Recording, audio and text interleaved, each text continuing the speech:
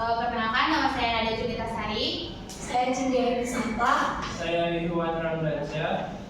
Langsung saja ke materi yang pertama, yaitu tentang pengadaan keanggotaan koperasi akan dibawakan oleh Ikhwan. Pengadaan anggota koperasi.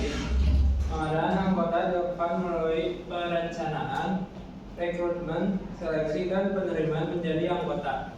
Tujuannya, pengadaan anggota koperasi adalah memperoleh anggota yang jumlah dan kualitasnya dapat memaksimalkan pelayanan koperasi serta mewujudkan manfaat partisipasi yang efisien. Anggota koperasi mempunyai peranan penting sebagai pemilik dan pengguna jasa koperasi serta mempunyai hak dan kewajiban yang sesuai dengan anggaran dasar yang berlaku. Selanjutnya, pengembangan keanggotaan koperasi. Yang pertama, pelatihan dan pengembangan. Pelatihan dan pengembangan bertujuan agar si anggota koperasi itu lebih terlatih dalam menghadapi berbagai masalah. Yang kedua, komunikasi dan keterlibatan anggota. Komunikasi ini bertujuan agar ketika ada masalah yang terjadi di anggota koperasi dapat dimusyawarahin sesama anggotanya. Yang ketiga, evaluasi kinerja. Evaluasi kinerja yaitu melihat kinerja yang sebelumnya yang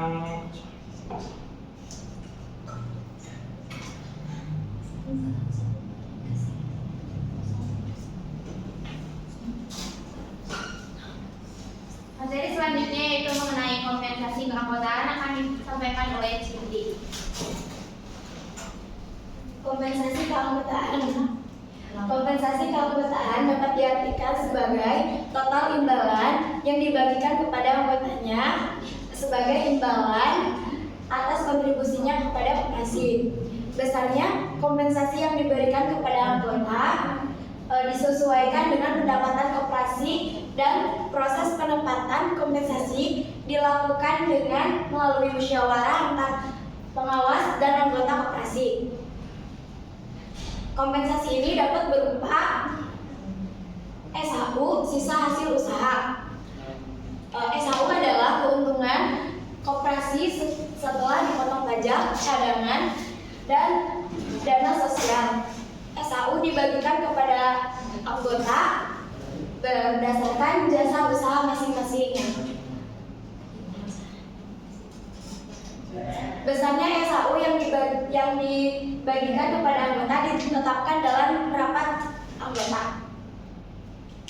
Selanjutnya ada pengintegrasian keanggotaan koperasi. Pengintegrasian anggota koperasi adalah kegiatan untuk mempersatukan kepentingan koperasi dan anggotanya sehingga terciptanya kerjasama yang serasi dan harmonis. Manfaat pengintegrasian koperasi itu ada 5. Yang satu, meningkatkan akurasi data. Yang dua, meningkatkan efisiensi operasional. Yang ketiga, meningkatkan layanan anggota. Yang keempat, memperkuat komunikasi dengan anggota. Yang kelima, meningkatkan kepuasan anggota. Yang pertama itu ada meningkatkan akurasi data. Hal ini dapat meminimalkan kesalahan dan duplikasi data serta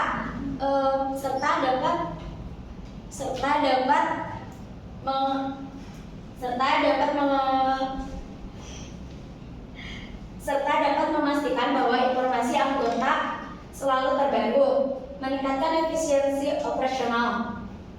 Hal ini dapat menghemat waktu dan sumber daya yang mengelola anggota secara manual. Yang ketiga, meningkatkan layanan anggota. Hal ini dapat memberikan layanan secara personal dan tepat waktu kepada anggotanya. Yang keempat, memperkuat komunikasi dengan anggota. Hal ini dapat memberikan komunikasi dengan melalui SMS, email, dan media sosial lainnya. Yang terakhir ada meningkatkan kepuasan anggota. Hal ini dapat memberikan pengalaman kepada anggota yang lebih baik saat berinteraksi dengan koperasi.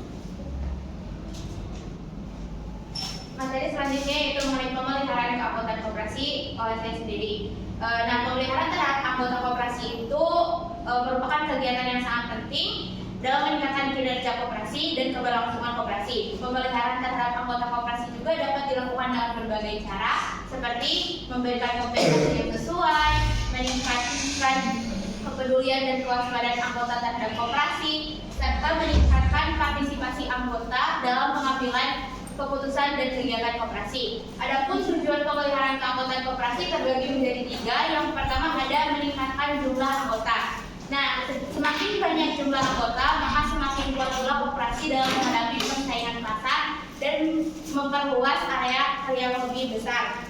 Lalu yang kedua ada meningkatkan kualitas anggota. Anggota yang berkualitas adalah anggota yang aktif berpartisipasi dalam kegiatan koperasi, patuh terhadap anggaran dasar dan anggaran rumah tangga koperasi, serta memiliki rasa tanggung jawab terhadap kegiatan koperasi. Nah, hal ini juga harus disertai dengan pelatihan rutin kepada anggota koperasi dan memberikan hadiah atau reward bagi anggota yang aktif berpartisipasi dan menguntungkan koperasi. Lalu yang ketiga ada meningkatkan loyalitas anggota. Anggota yang loyal adalah anggota yang tetap setia kepada koperasi meskipun ada tawaran yang lebih menarik dari pihak lain. Hal ini juga harus disertai dukungan oleh pihak koperasi pada anggota-anggotanya. Lalu ada pemutusan hubungan keanggotaan koperasi. Nah, pemutusan hubungan keanggotaan koperasi adalah proses mengakhiri keanggotaan seseorang dalam koperasi. Hal ini dapat terjadi karena beberapa alasan. Antara lain, yang pertama adalah anggota koperasi yang meninggal dunia secara otomatis berhenti menjadi anggota. Akan tetapi, status keanggotaannya itu dapat diwariskan kepada pihak keluarganya sesuai dan mendapat tunjangan sesuai anggaran dasar dan anggaran rumah tangga koperasi. Lalu yang kedua ada mengundurkan diri. Setiap anggota berhak untuk mengundurkan diri dari keanggotaan koperasi dengan mengajukan surat pengunduran diri kepada pengurus koperasi. Lalu yang ketiga ada diberhentikan.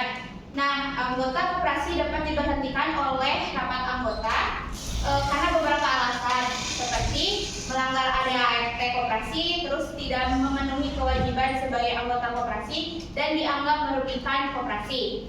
Lalu yang keempat ada pilot.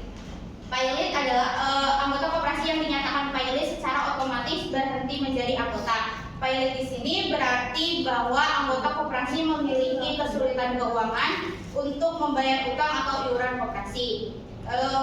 Proses pemutusan hubungan keanggotaan koperasi itu harus dilakukan dengan adil dan transparan.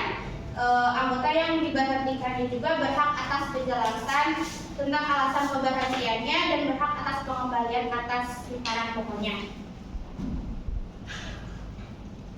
Demikian materi yang dapat kami sampaikan. Apakah ada pertanyaan?